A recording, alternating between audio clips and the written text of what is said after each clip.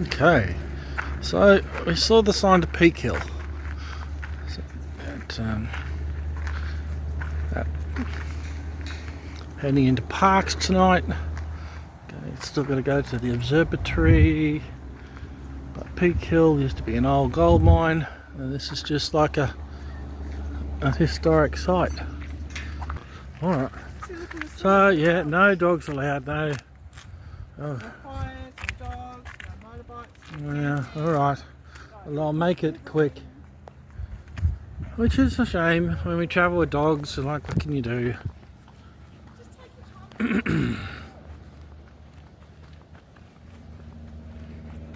Old boiler.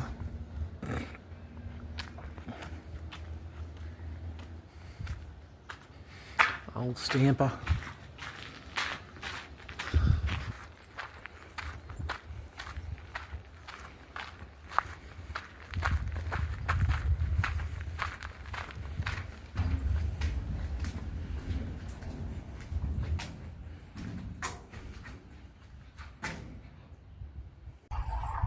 So we are at the Peak Hill gold mine site. Visitor information, I guess. So this is all the information on on the Peak Hill gold mine site. Showing you before and after shots. And this is how it looks now. Wow.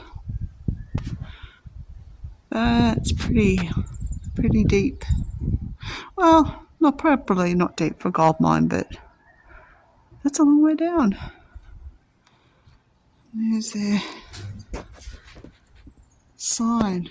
So when did it run? Open cut mine from 1996 to 2001. There you go.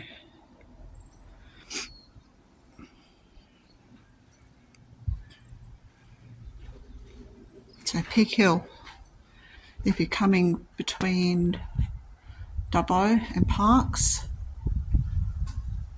More photos. All about the open cut experience. Yeah, Peak Hill between Dubbo and Parkes.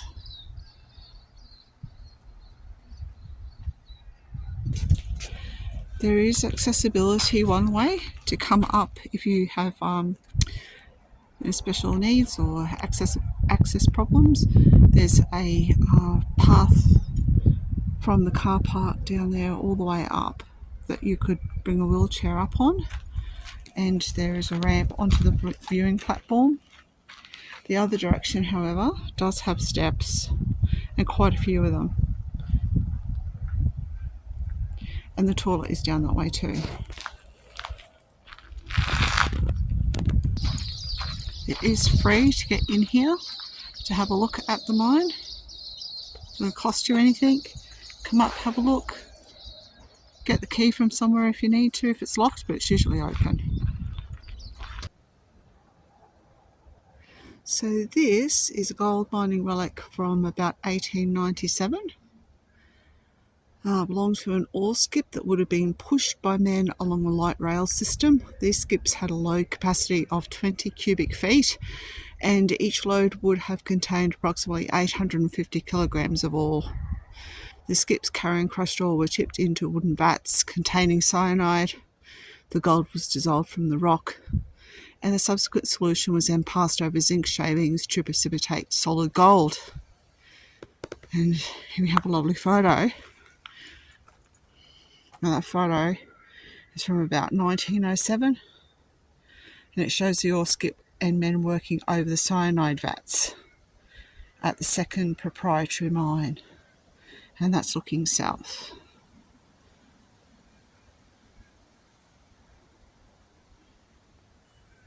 And so Paddy Nolan's house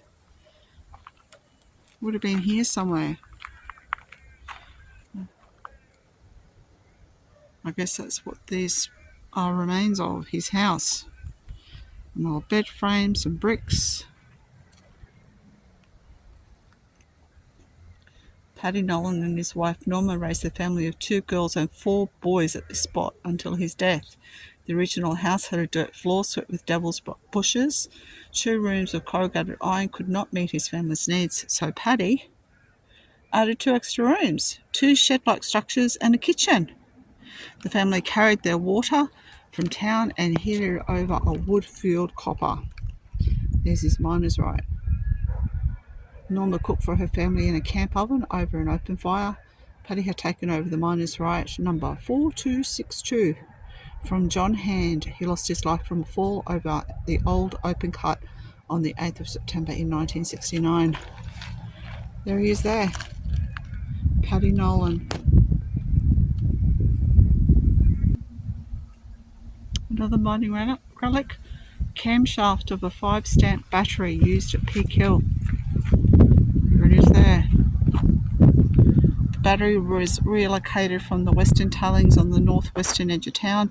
There were several batteries scattered around Peak Hill in the 1890s, and they were used to crush the ore from the Peak Hill mines.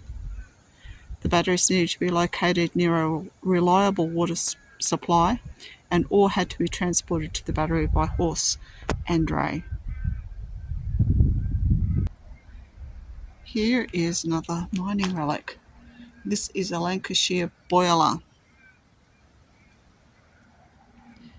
It's the remains of the boiler that would have been used to produce steam to power the winding house, crushers and stamper battery at the Peak Hill proprietary mine.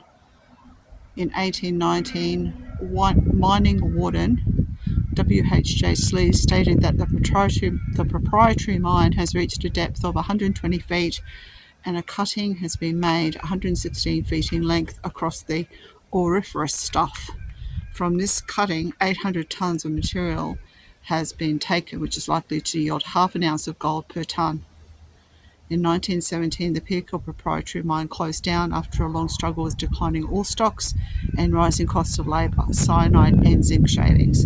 The mine owners, Transvaal and Rhodesian Estates, removed and sold off the remaining mine machinery.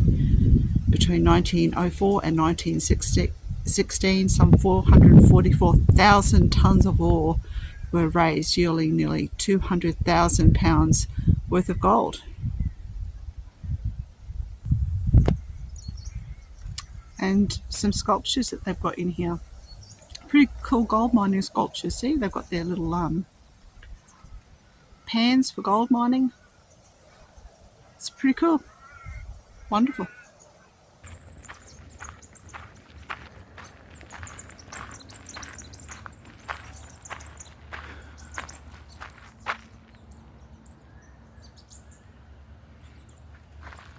The forever panners. We are at the Parkes Observatory Visitor Centre, run by the CSIRO. Now we've had to turn our phones into flight mode. No phones or Wi-Fi devices are allowed in there. There's no drone. It's a no drone zone. And there is the huge telescope. Look at that thing, it's massive. So excited to see this. We've been talking about coming here for weeks. And this is the sign as you enter. Pretty exciting. I love telescopes. Russ loves telescopes. He wanted to come and see this.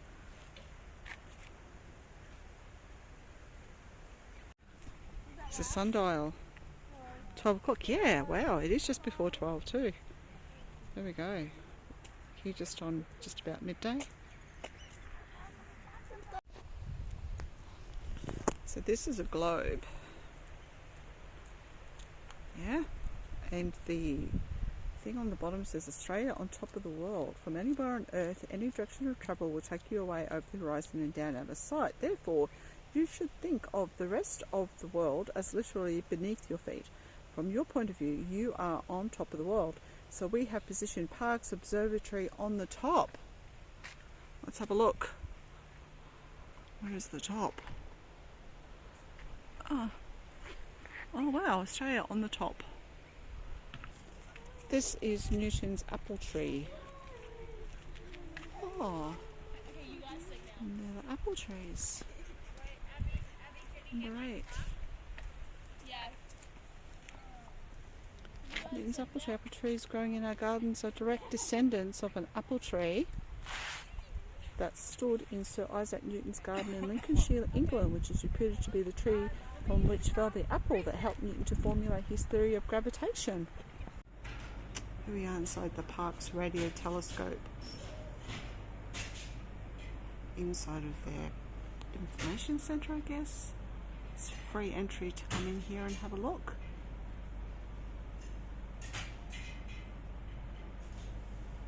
Pretty interesting. A lot of information. You do have to remember you have to put your phone on to flight mode if you want to come in here with your phone. And there's the huge telescope out there. Look how big that thing is. Let's have a look down the other end.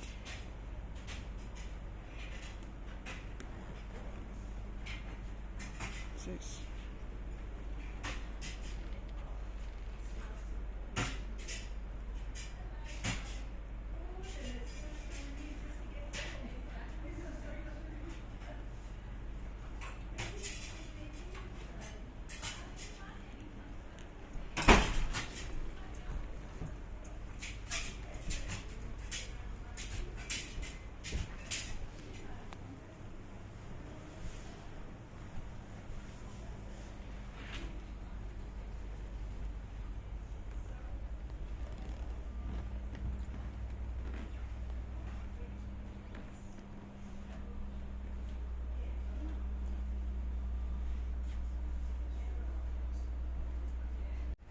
And that's the big telescope from out here. It's a radio telescope, different to the one up in Siding Springs at the Warrumbungles.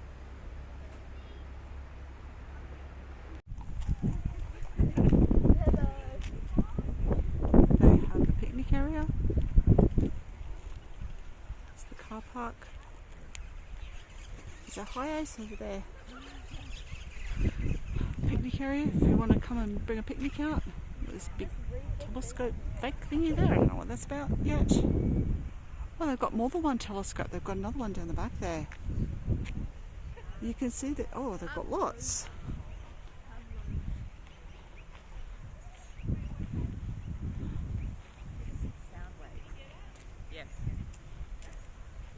They've got a few different types of telescopes in the back area there.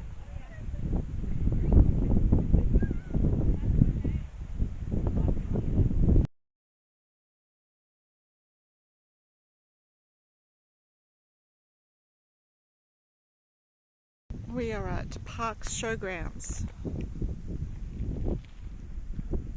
They have quite a large area for camping, quite modern facilities. There's our block, amenities block. Got lots of powered sites. This is where they hold the Elvis yearly annual memorial. Okay, so we're in Parkes.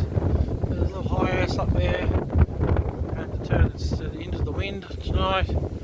I get in the wind from that cyclone bomb low thing. It is tonight. I'll take the air warning down tonight. We're the only ones in here, I think. The amenities are great nick. I'm just going to go for a walk. It's very windy, so it might be edited.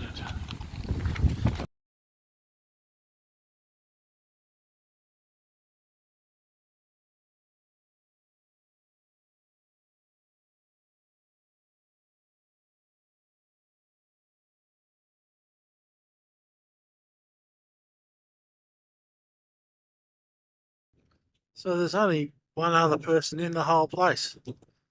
One person pulled in just now. Maybe three. Okay. Well, it's worth stopping here. $25 tonight.